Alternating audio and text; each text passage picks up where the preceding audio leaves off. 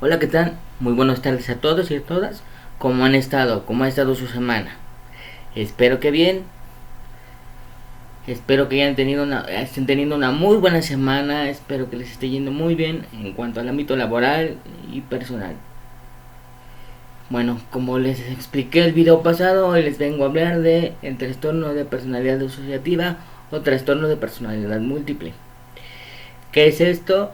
Bueno, el trastorno de personalidad múltiple es que una persona puede llegar a tener muchas muchas personas o muchas personalidades, valga la redundancia, en una sola. Es decir, puede llegar a ser una persona dulce, una persona tierna, y al siguiente momento puede llegar a ser una persona agresiva, malhumorada, puede llegar a tener 5 años, 10 años, puede llegar a tener, si tiene 20 años, por ejemplo, la persona puede llegar a tener 5 años, 10 años, hasta una persona que puede llegar a tener, se siente como de 60, 70 años. Estas personas, cada personalidad que tienen su propia historia y su propio nombre. ¿Sí? Cada, cada personalidad va a tener su propia historia del por qué está ahí y su propio nombre. No aparecen así por así. Si ponemos atención a las historias que nos cuentan las personalidades que llega a tener la persona, nos puede llegar a dar la pista de qué le causó, qué tipo de trauma le causó tener este problema. Normalmente o lo más común es que llegan a tenerlo mujeres que fueron violadas o mujeres que llegaron a perder a sus niños durante el embarazo, es decir, niños que ni siquiera nacieron. Eso por parte de las mujeres. Por parte de los hombres puede llegar a ser que tenían un puesto muy alto en su trabajo y de repente lo perdieron y tuvieron que empezar en otro lado desde cero.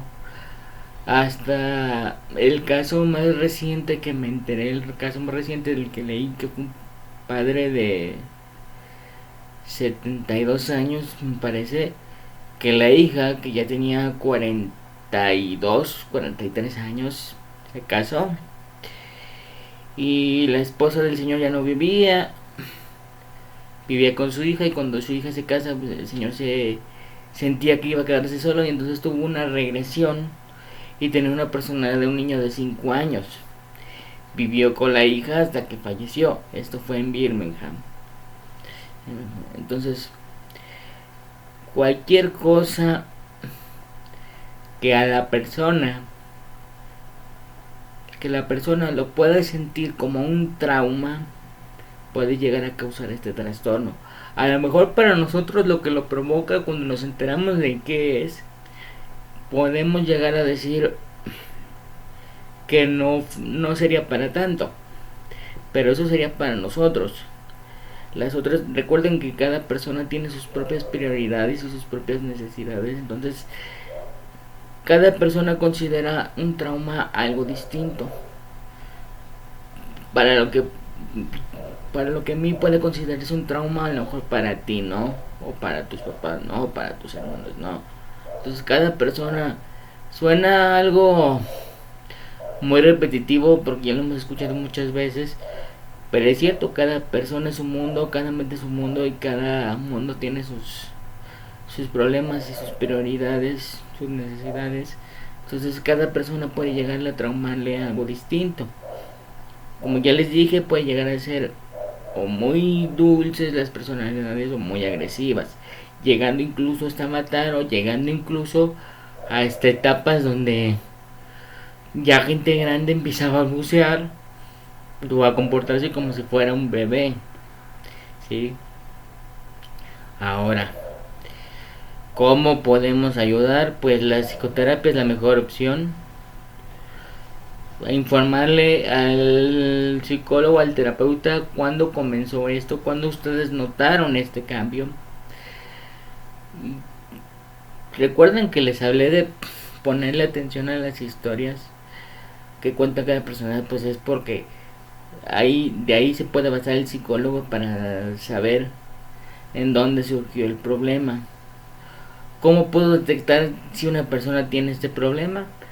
Pues bueno, empieza a cambiar de humor muy constantemente, empieza a hablar de sí misma en tercera persona, empieza a contar historias donde pone a cierta persona con otro nombre de protagonista, pero esa persona pues tú sabes que en su vida no existe, o al menos no lo conoces, y si no hay, si no encuentras registro, resulta que esa persona no es real, pues pueden llegar a ser este tipo de trastorno de personalidad múltiple. Recuerdan que el video pasado les hablé de la película de Fragmentado. Este es un buen ejemplo. Aunque la al final resulta que no tenía el trastorno, sino que lo usaba para cubrirse. Lo que hace es un buen ejemplo de lo que puede llegar con a llegar a ser una persona que en realidad tiene este trastorno. Sí, porque para ellos es como un escudo. Entonces, ¿cómo podemos llegar a recuperar a la persona que teníamos antes de que pasara esto? Solo hay una forma, y es provocar una catarsis. ¿Sí? Las personalidades están ahí para cubrir, para que no recuerden la persona qué trauma le causó, qué trauma tiene. Es su escudo. Entonces vamos a bajar ese escudo. Vamos a hacer que desaparezca. La única forma es con una catarsis. Esto puede llegar a ser muy peligroso. No lo intenten ustedes, porque no van a poder controlar después a la persona. Se tiene que informar al psicólogo, se tiene que informar al psiquiatra de esto. Y ya el psicólogo verá cómo poder provocar esa catarsis en la persona. ¿Sí? Ahora, terapia familiar es otro muy buen ejemplo de cómo podemos ayudar. No va a solucionarlo del todo, pero la persona al sentirse apoyada se relaja, y sus otras personalidades también no te van a sentir como algo agresivo. Noten que estoy hablando como si esas personalidades existieran, y es que sí, existen, están ahí. Es como si estuvieran 5 o 6 personas al mismo tiempo en una sola mente. Esas personalidades existen, van a estar ahí. Entonces, ¿cómo podemos llegar a relajar a esa persona en lo que tenemos ayuda profesional? Escuchando, escuchando todo lo que tenga que decir la persona. Lamentablemente mucha gente lo que hace es dar pastillas y mantener dormida a la persona con este tipo de problema, para no tener ahora sí problemas o responsabilidades demasiado grandes. Esto no va a curar a nadie, esto no va a ayudar a nadie. El tipo de trastorno de personalidad múltiple no tiene cura al 100%, pero como dije, provocar una catarsis puede llegar a que las personalidades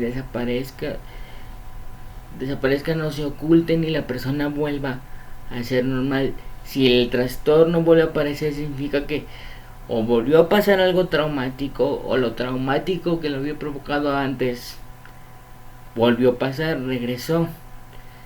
¿Sí? Si ya pasó una vez, puede llegar a pasar, pero tiene que volver a pasar algo traumático. Y no sabemos qué tan riesgoso puede ser esto. Ahora, escuché por ahí a alguien que dijo que ese trastorno se podía contagiar o trasladar a otra persona, y lo extraño es que sí, de hecho sí. Porque si la persona que está ayudando, o la persona que vive con la persona que ya tiene este tipo de trastorno, puede llegar a sufrir de lo mismo. Porque el hecho el hecho de ver a alguien que tú quieres en este mundo, en este submundo, porque termina siendo un submundo, porque viven en su propia realidad, no quieres verlo así, entonces ¿qué va a provocar? Que tú quieras hacer lo mismo, que tú hagas lo mismo, que de repente pueda aparecer otra personalidad, decirte, esto no existe, no es real lo que estás viendo.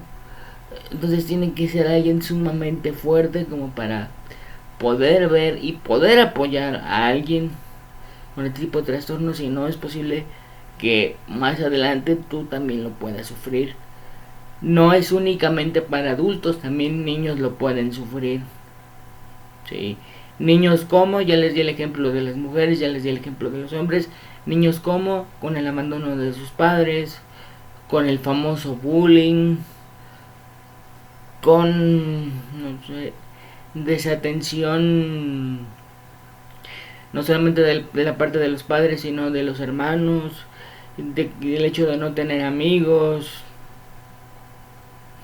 Pueden llegar a suceder muchas cosas que no nos imaginamos, pero que de hecho están ahí. En niños, como notarlo, en mujeres, en mujeres y en hombres es muy similar. La personalidad que ya tienen muy recordada las personas, o que tienen muy fija de cómo es esa persona, cambia muy constantemente. Pero en niños donde apenas se está formando la personalidad, ¿cómo lo podemos notar? Bueno, se puede notar por la apatía, porque independientemente de que el niño sea muy compartido o no, sea muy sonriente o no, o sea, los niños siempre van a estar moviéndose, siempre van a estar queriendo mover, queriendo hacer, queriendo jugar, ya sea solos o en compañía, siempre van a querer estar en actividad. Y cuando tengamos a nuestro hijo apático y veamos que habla bien, come bien, es decir, sus actividades cotidianas las realiza normal, pero es apático, ahí es donde se nos puede prender una alarma, ¿sí? Entonces, mucho cuidado con esto. Cuiden mucho a las personas a su alrededor. No, no es para que estén así todo el día espiando o vigilando si alguien tiene el tipo de trastornos de los que les estaba hablando en los videos. Simplemente es una guía para que se cuiden y estén pues conscientes de todo lo que puede llegar a pasar. Sí, es conveniente que vivan con una persona en compañía para estarlos cuidando y para tenerlos enfocados en la realidad, y para que no se sientan solos, porque al sentirse solos pueden llegar a suicidarse si sienten, sobre todo porque hay algunas personas que pues llegan a estar conscientes de que tienen ese problema. Entonces, si la persona está consciente que tiene ese problema y ve que está solo, pues francamente puede llegar al suicidio, porque entiende que por su culpa le fue a los demás. Puede llegar a entenderlo, aunque no sea así. Bueno, muchachos, muchachas, señores, señoras, yo los dejo. El próximo video, todos los videos saldrán los jueves.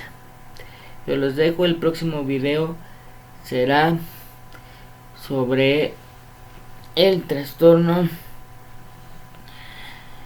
de aborto repentino, y yo los veré la próxima semana, ¿vale? Cuídense mucho, y cualquier cosa lo pueden dejar en la caja de comentarios. Cualquier duda, cualquier sugerencia, cualquier pregunta la pueden dejar en la caja de comentarios. Nos vemos la próxima semana, chicos, y hasta pronto.